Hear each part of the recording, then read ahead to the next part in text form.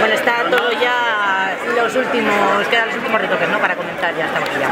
Bueno, los últimos retoques, faltan 24 horas un poco para que comience la fiesta y bueno, pues de momento está todo controlado. Algunos quieren hacer el agosto en julio y se pasan un poquito con las barras de los bares, pero bueno, el ayuntamiento de la policía les llama un poco al orden, se limitan a sus locales las peñas y una vez más quiero volver a dejar muy alto y muy claro la gran colaboración que estoy encontrando por parte de Interpeñas y en general de las 19 peñas.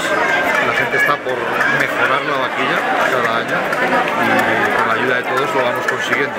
Entonces prácticamente a falta de que las peñas ultimen sus detalles ya está todo preparado para la salve y sobre todo para el toque del campanico, que es el arranque de las fiestas. Decías que había habido algún problema con algunas barras, no sé si nos puedes comentar. No, solo normal, pues les das 10 metros si quieren 15, les das 15 y quieren 20, porque en función del número de metros pues a lo mejor está la recalibración. Yo les entiendo, pero ellos tienen que entender también que el ayuntamiento es el que vela por el interés general de todo el mundo, vela por el interés de los hosteleros, que nos parece bien que aprovechen las circunstancias porque el año es muy largo, la crisis es profundísima y si estos días se puede beneficiar la economía de la gente, de los empresarios y hay trabajadores que trabajan estos días de la vaquilla aunque estén parados, pues yo creo que eso la población lo admite.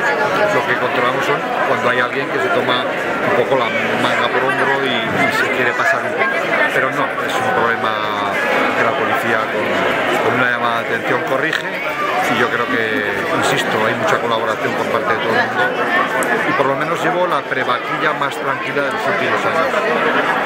¿Cómo se presenta?